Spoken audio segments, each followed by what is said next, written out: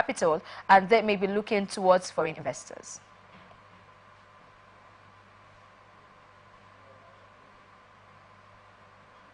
In a move to address the issue of unclaimed dividends, the Securities and Exchange Commission has launched a new identity management initiative.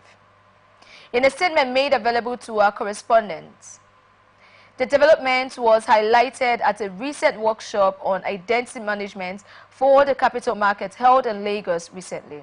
Emphasizing the significance of the initiative, the SEC Director General Imamotimi Agama stated that the identity management system currently being developed will provide a lasting solution to the issue of unclaimed dividends, reduce barriers of entry into the market, and make it more attractive to the youth segment, whose participation is currently very low.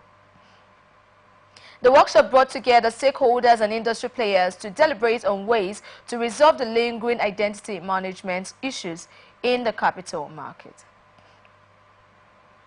According to Agama, these issues have contributed to began in 2018 following discussions at the third to the identity management challenges. Following the committee's recommendations, the SEC in 2021 dissolved the in-house and established a market-wide committee to undertake a more intensive study of the Nigerian identity crisis, particularly the capital market. Equity market continued with this bearish trading on Wednesday as investors lost naira. The all-share index and the market capitalization declined by 0.12% each to settle at 100,365.17% and 56.84 million units, while the total number of deals for the day advanced by 0.11% to 8,412. The traded value increased by 137.35% to 8.61 billion naira. The shares of FCMB groups emerged as the most traded securities by volume with 133.92 million units, worth 1.04 billion naira in a total of 160 deals, whilst this closed 100,568.60 points. Nigerian seaports witnessed 78 incidents, including attacks on vessels, accidents, and assaults, among others, in the first half of this year, the Nigerian Ports Authority has said. It disclosed this in a document presented by a principal manager at the agency, Oyenakiya Bartholomew, during the second quarterly meeting of the Ports Consultative Council in Lagos on Wednesday. The document, titled Re-Operational Returns for Second Quarterly Meeting of the Nigerian Ports Consultative Council, focused on the Security Division report of the agency from January 1st to June 30th, 2024. It outlined the 78 incidents recorded across all ports to include 7 accidents, 4 arrests, 1 assault, 13 cases of damage to NPA property, 7 deaths, 2 cases of RM sector, has over the years grown to become an invaluable partner to the Nigerian Ports Authority. It said that the current efforts toward infrastructural renewal and development would be enhanced. The NPA boss said that its administration would drive port rehabilitation and modernization and would pay attention to the logistics that surround the arrival of cargoes along the port corridor. Their receipt at the terminals and loading on board ships must be done efficiently, and cargo evacuation from our ports, deep sea ports development to unlock the full potential of the Nigerian economy. Nigerian Shippers Council has concluded plans for paperless port operations to improve port efficiency in the country. The Executive Secretary, Chief Executive Officer of the Council, Pius, at the National Single Window Team at the NSC's head office in Lagos. Akuta also pledged the NSC's willingness to assist the committee in advancing the platform's successful operational visit. The NSC boss urged relevant agencies involved in the project to embrace automation to aid their respective operational processes. He expressed optimism that the implementation of the Nigerian National Single Window would be of great benefits to the Council and the port industry in general. The Nigerian Single Window Trade Portal is a cross-government website that provides a single access point for Nigerian and international trade participants to access a comprehensive range of resources and standardized services from various Nigerian government agencies. The NSA boss affirmed the federal government's commitment to diversifying the economy into the non-oil sector, adding that the platform was one of the structures that would help to meet the aspiration of the Marine and Blue Economy Ministry. He also told his guests that the NCS was awaiting its new bill to optimally carry out its regulatory activities. Akuta emphasized the need to address interagency rivalry and uphold peaceful coexistence in maritime operations. And watch us on Atn socials: Facebook and YouTube Atlantic Television Network, Instagram and TikTok Atlantic-TV-Network 1, formerly Twitter Atlantic-TV-Network. Watch us live on our website Atlantic-Network.tv. National Rubber Summit that promises to transform Nigeria's rubber industry. NARPP man announced this in a statement on Wednesday, stating that the event would be held in Abuja between July and August and would enlighten operators in the sector on the latest happenings in the industry. Summit, Thorough Growth, a new reality of trade, investment and innovation in the rubber industry, will gather local and international experts to discuss the entire rubber value chain. Jeremiah said the event would highlight investment opportunities for both international and local investors. He called on the state governors in the Southwest to take advantage of the opportunity to rejuvenate the rubber industry. The NAPMAN official explained that some Nigerian states were already adopting the latest advancements and opportunities in the subsector, as he announced that President Bola Tinubu is expected to officially open the summit. The Minister of Industry, Trade and Investment, Dr. Doris Uzoka Anite, urged rubber-producing states in Nigeria to seize the opportunity to revitalize the industry. Minister of Aviation and Aerospace Development, Festus Keyamo, has warned contractors in the aviation sector to refrain from delivering substandard construction work, stressing that any contractor found cutting corners would be prosecuted. He disclosed these at the groundbreaking ceremony of the permanent sites of the African Aviation and Aerospace University in Abuja on Wednesday. Keyamo said the matriculation students from AAAU would not face unemployment due to high demand for aviation experts in Nigeria, as the institution held the inaugural matriculation ceremony for 30 pioneer undergraduate students and 60 pioneer postgraduate students. The minister stated that the pursuit of this AAAU mission, had been established at the Center of Excellence, emphasizing cutting-edge research and innovation in its academic programs. Keyamo said the institution is working in collaboration with international aviation education experts, as its curriculum integrates theoretical knowledge and practical experience tailored to local needs. He said a new vice-chancellor will be announced soon, subject to the approval of President Bola Tinubu. He praised the relationship between the AAAU and the Nigerian Investigation Bureau as a model of integracy collaboration. He noted that the first phase of development for the university will include several key structures, such as the Faculty of Aviation Management building, the postgraduate school building, a 250-capacity auditorium, and a 350-capacity auditorium. Others include the research center, synoptic laboratory for meteorology, multi-purpose laboratory, and initial fencing covering 2 kilometers along two ceremonial gatehouses. He highlighted the university's plans to partner with the private sector for additional developments, including hostels, a clinic, a conference center, and a hotel, leveraging its proximity to the airport. 467 megawatt capacity Aloji power plant in Abia State has not generated any electricity in the past 6 months, the Nigerian Electricity Regulatory Commission said in a report.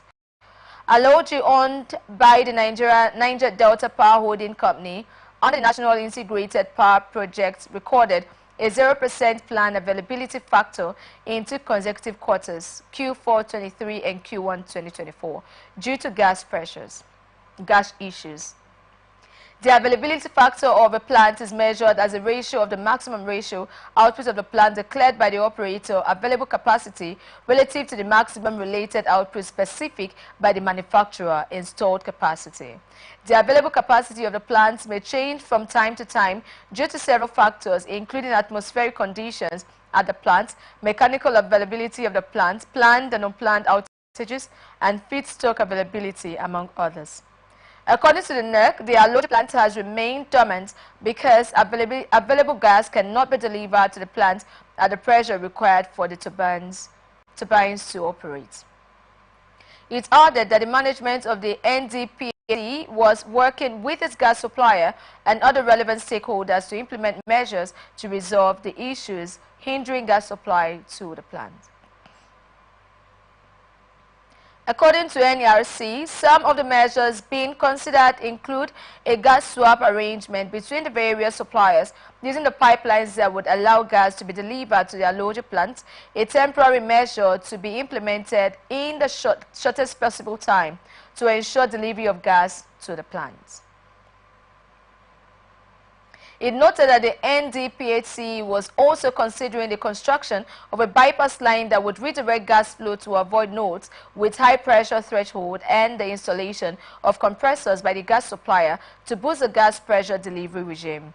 In the first quarter of 2024, NERC declared that the hydropower plants Dadin Kowa, Shiroro, Jeba, and Kanji recorded a decrease in PAF compared to Q4 23 due to low water flow. The Aloji power plant is not one of the 5 NIPP plants put up for sale by the NDPHC. Members of the Manufacturers Association of Nigeria are determined to detect the tariff they will pay for electricity under a willing buyer, willing seller arrangement. Since the removal of electricity subsidies by the federal government in areas categorized as Band A, the tariff payable by customers in these areas has risen above 200 naira per kilowatt hour from 68 naira per kilowatt hour. This has put the Manufacturers Association of Nigeria at the loggerheads with the electricity distribution companies nationwide. Meanwhile, members of MAN have repeatedly claimed that they would not be able to pay the new tariff, which is as unaffordable and outrageous. In May, the manufacturers insisted they would not pay the new tariff.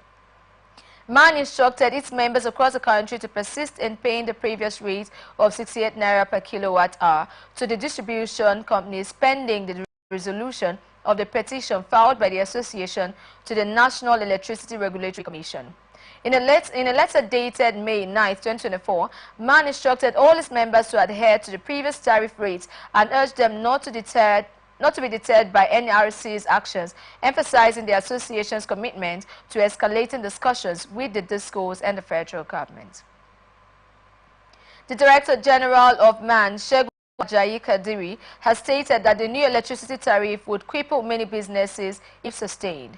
While defending his petition before the NERC, the association pleaded that the new tariff be reversed as the energy cost was killing members' businesses. The counsel to MAN, Tola Oshodi, urged the electricity regulator to reverse the tariff for Band A customers, saying it was inimical to the manufacturing sector. To press home their demands, the manufacturers took their cases before the courts, asking them to stop the implementation of the new tariff. MAN, in conjunction with Super Sac Company Limited and BBY Sacks Limited, Mama Sano Industries Limited, Dala Foods Nigeria Limited, and Tofa Textile Limited, had in suit number FHC-KN/CS/144/2024 dragged the Kano Electricity Distribution Company before a federal high court. The court issued an order in May restraining the NERC and the Kano DISCOs from implementing the new electricity tariff for Band A consumers.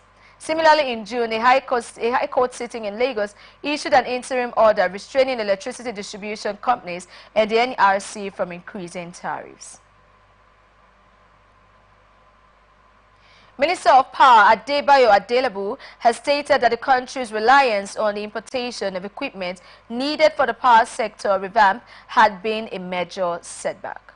Adelebu stated this when he recently visited Splendor Electric Nigeria Limited, a company producing electrical porcelain products in the Odobulu area of Osun State. Speaking during a tour of the factory, which uses clays to produce electric pole insulators, Adelebu stated that the federal government was ready to support local producers as it would help reduce importation. He described the infrastructure deficit as one of the hurdles facing the power sector.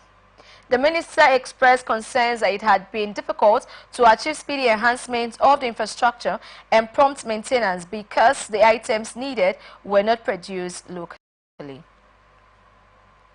According to Adelebu, there is always difficulty sourcing foreign exchange to order the product, adding that there is always a long period between when the items are ordered and the time of arrival. Adelebu reiterated the commitment of the federal government to supporting local manufacturers to grow the economy. He promised to support Splendor Electric in ensuring its products are patronized by contractors and agencies like the Transmission Company of Nigeria.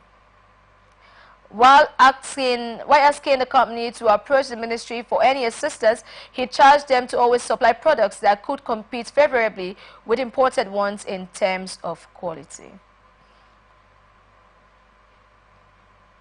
You're watching ATN Business on Atlantic Television Network. We will be back after this break.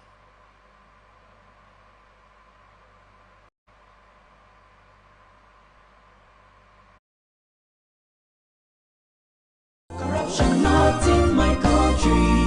I don't get a lot. Boy, they won't booga me small. They say, man, give them bribe. I say, nothing. Okay, now, we'll go block later. You remember that contract we will do that time now? They don't pay. But first, you see the house rent with the old things. We go first call caretaker, take the money, slap am. Beg, see, you know, say I get annual levy why they pay for club. Where me and boys they shark beer in our house, I could pay that one. You remember say me and tell you I go buy you motor. I go buy now. Okay, they pay you money now. We don't they beg caretaker? We would they beg landlord, old man, and they agree give us time. Money can't come now. You won't divert time. You said na corruption. Corruption not in my house and not in my country. Sure. Sure. Corruption not in my country. This foundation, the MacArthur Foundation, and with broadcast support from Atlantic Television Network.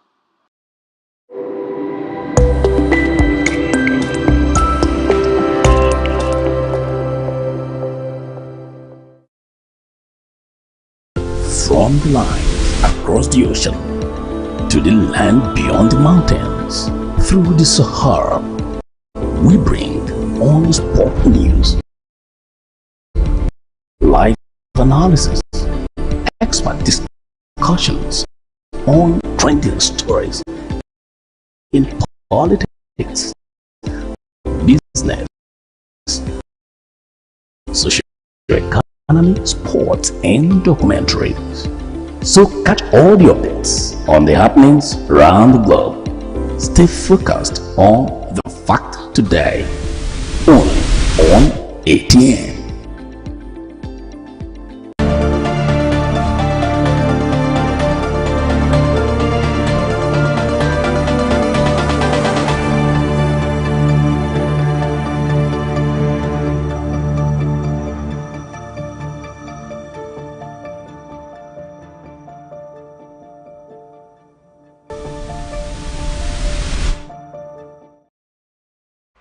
Welcome back to ATN Business on Atlantic Television Network. And now to the rest of our stories. Meta Platforms Incorporated, the parent company of Facebook, Instagram, and WhatsApp, has removed 63,000 accounts associated with the notorious Yahoo Boys scam group. The company announced in its Q1 2024 adversarial treats report on Wednesday. The accounts deleted over the past few weeks were used for financial sextortion scams and distributing blackmail scripts. Meta reported that a smaller network of 2,500 accounts linked to around 20 individuals primarily targeted adult men in the United States using fake identities. Meta said it identified and disabled those accounts through a combination of advanced technical signals and comprehensive investigations, enhancing its automated detection system.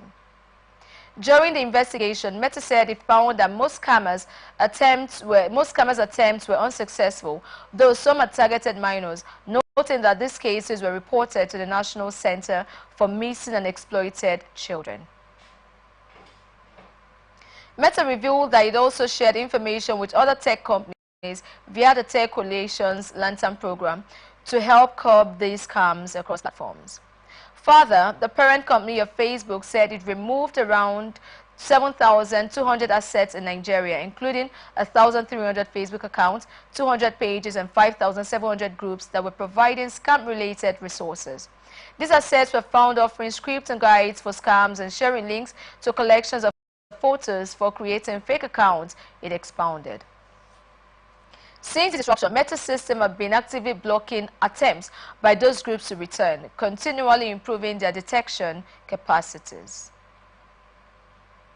Last week, Meta was fined $222 million by Nigeria's Federal Competition and Consumer Protection Commission for multiple violations of data protection laws linked to WhatsApp.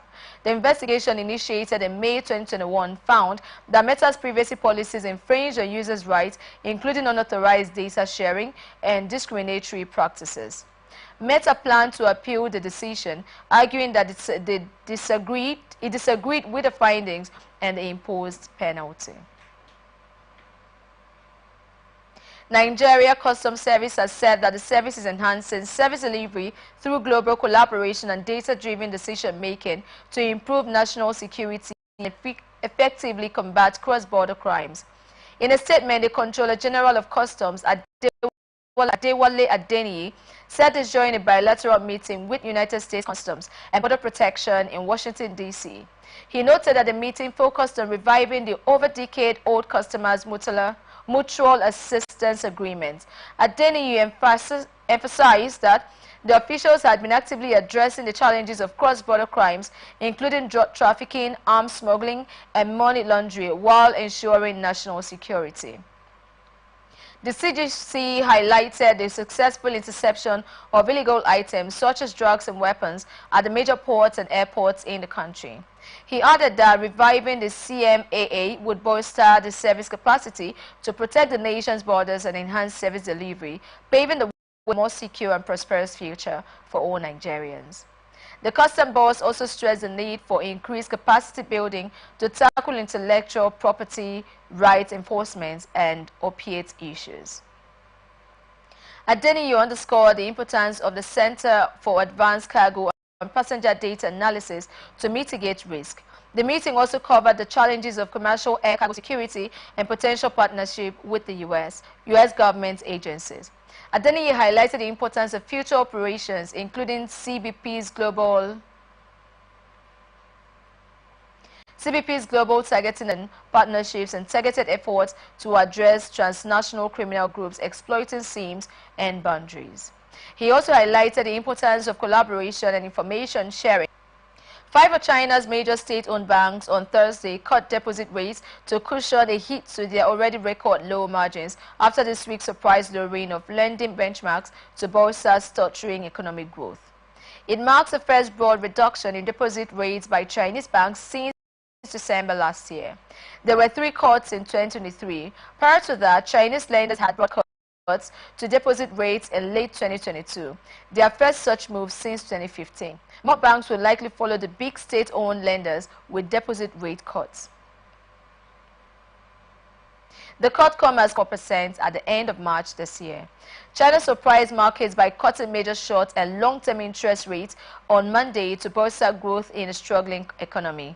This was followed by another surprise on Thursday when the central bank conducted an unscheduled lending operation at steeply low rates as authorities sought to shore up the faltering economy with more monetary stimulus.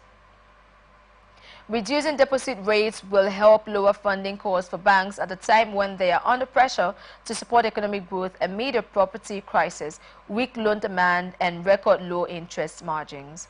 Lowering deposit rates will encourage corporate investment and household consumption and investments due to consumers' weak income prospects and inflationary pressures. A tanker carrying 1.4 million liters of industrial fuel capsized over the coast of Philippines, leading to one casualty and a vast oil spill, local authorities said on Thursday. The Philippine-flagged MT Terra Nova submerged 3.6 nautical miles east of Lime, Bataan at 1:10 a.m. Philippine time, the country's Coast Guard said in a statement. The vessel had departed Lime and was bound for fellow Philippines port of Iloilo, according to reports. CG Rear Admiral Armando Bali said 16 of the 17 crew members on board have been rescued, with 4 staff of the Sally now receiving further medical attention. Authorities later confirmed the body of the missing crew member was located in a later update. The Coast Guard said it was now addressing the oil spill and intends to finish siphoning the fuel from the sunken tanker to prevent further spreading within 7 days. 3 44-meter multi-role response vessels have been deployed as part of the action. Search and rescue mission to the sunken tanker. The incident comes amid the deluge of rain and heavy winds as Typhoon Gemi, known in Philippines as Carina, and the seasonal torrential monsoon battered and flooded Manila and its estimated population of nearly 15 million. Gemi made landfall on the east coast of Taiwan, causing severe flooding in the capital of the Philippines and prompting the Metro Manila Council to declare a state of calamity in the day. More than 94,000 people were displaced as a result of flooding in the national capital region as of 10 p.m. local time on Tuesday, officials said during a briefing with Philippines President Bongbong Marcos. The Coast Guard's Balilo said that there was no public stop signal raised over Bataan when MT Terra Nova departed Lime, and that the vessel therefore did not violate rules and regulations pertinent to the movement of vessels during heavy weather. This is where we wrap it up on the edition of ATN Business on Atlantic Television Network here in the city of Port Harcourt. I am Wendy Aguma. We are open for advert placements, bookings, and commercials. Stay connected on ATN Social.